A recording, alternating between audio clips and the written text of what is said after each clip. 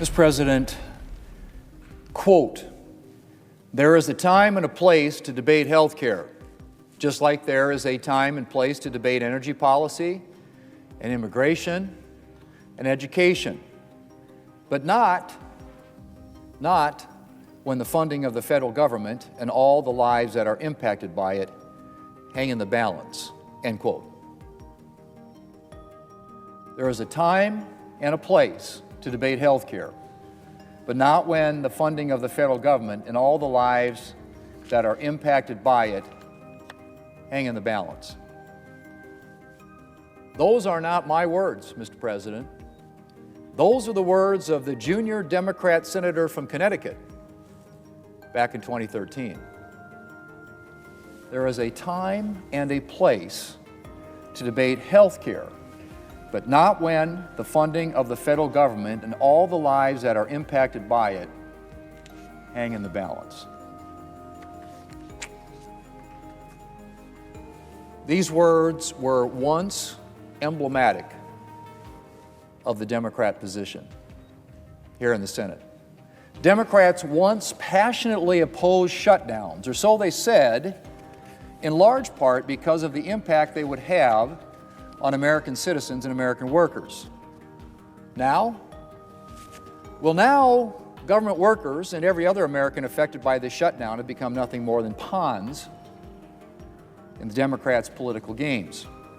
On Friday, federal workers missed their entire paychecks. The next paycheck for our troops, Mr. President, is in jeopardy. And more than 40 million Americans could lose access to food stamps if the shutdown continues. 40 million. And yet none of it seems to matter to Senate Democrats. The party that once decried the impact of shutdowns on Americans in need, and now apparently content to see 40 million Americans go without food. The senior Democrat senator from Vermont was on TV the other day, and one of the hosts suggested that members of Congress should refuse to take their paychecks during a shutdown. And what did the senior Democrat senator from Vermont say? He said that some members of Congress couldn't afford to go without pay. That's right. That some members of Congress couldn't afford to go without pay. Does he think that other Americans can? The junior Democrat senator from Arizona told NBC News near the beginning of the shutdown that he couldn't afford to miss his paycheck. This was his quote: "I'm not wealthy, and I have 3 kids. I would basically be missing, mortgage payments, rent payments, child support. So it's not feasible, not going to happen," end quote. What on earth does he think is happening to federal workers and other Americans out of work because of the Democrat shutdown? Does he think they don't have mortgage payments, rent payments, school expenses, electric bills? If some members of Congress can't afford to miss a paycheck, how much more is that true for the many workers making a lot less than members of Congress pull down? The junior Democrat senator from Minnesota stated that she would not be foregoing her pay because she's continuing to work. Because she's continuing to work. Do Democrats even hear themselves? She does realize, right, that a lot of other people are continuing to work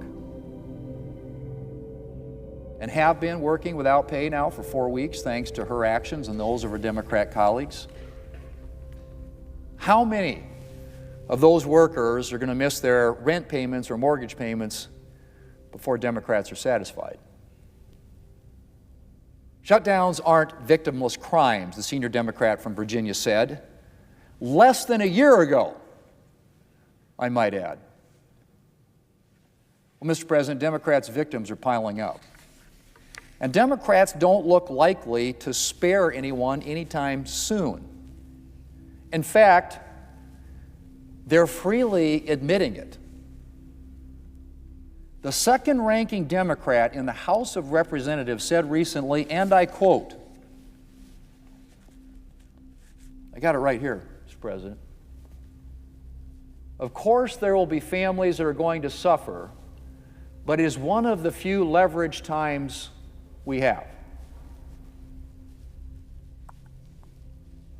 But it is one of the few leverage times we have.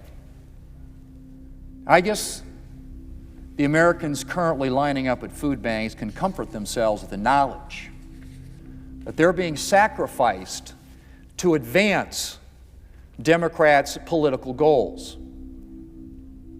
Mr. President, if you ask Democrats the reason for the 180-degree flip in their views on shutdowns, if you challenge them to explain their hypocrisy, I suspect you wouldn't get much of an answer. I suspect that at best Democrats would bleat something about how this shutdown is a special case. Right? A special case. It's always a special case with Democrats. A historic blockade of presidential nominees. Well, that was a special case. Ignore anything that you've ever said about shutdowns right here on the floor of the Senate. Well, this is a special case. I'll tell you what's actually special about this case, Mr. President. Special about this case is that Democrats' far-left base demanded a showdown with President Trump. And Democrats have abandoned every principle that they possessed relating to shutdowns to give it to their base. And while some Democrats may be privately uncomfortable about all the damage a 4-week shutdown is doing, so far, they're too scared of their base to do anything about it. Mr. President, Democrats claim that this shutdown is about addressing the expiring Obamacare COVID subsidies. But that's not really what this is about. If this was really what this is about, the Democrats would be voting to reopen the government so that we could actually engage in a serious discussion about rising health care costs and how Obamacare has failed to address them. But they're not. Because at the end of the day, Democrats don't want a solution. They want a political issue.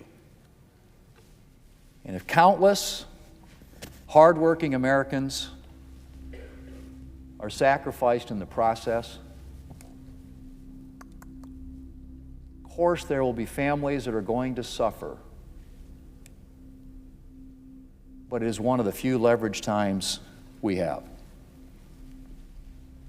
Apparently, that's just fine with the Democrats here in the Senate. Mr. President, we'll be voting once again this week to reopen the government. To reopen the government, restore hardworking Americans' paychecks, protect nutrition programs, support critical services like air traffic control, and that list goes on and on and on. And Democrats will have a 13th chance to vote on a clean, nonpartisan funding bill that will reopen the government. All we need are 5 Democrats to join the 3 who are with us already. And we could have the government open in a matter of hours. It's that simple, Mr. President. The solution is sitting right at that desk. The bill that passed the House a month ago is sitting at this desk and has been now for a month. And we have repeatedly called it up, asked us to vote on it, and every time we get 55 senators voting for it, everybody knows the rules in the Senate require 60. But that bill, with 5 courageous Democrats stepping forward and helping us pass it, could be on the president's desk, signed into law, and this government reopens. It could happen today. It could happen this afternoon. Let's just hope, Mr. President, that somewhere those courageous Democrats exist. Shutdowns, even partial ones, are as devastating as they are stupid. That was what the senior Democrat from Virginia said just last year. So how do you justify what you're doing now? It's up to them, Mr. President. We can do it, and we can do it today.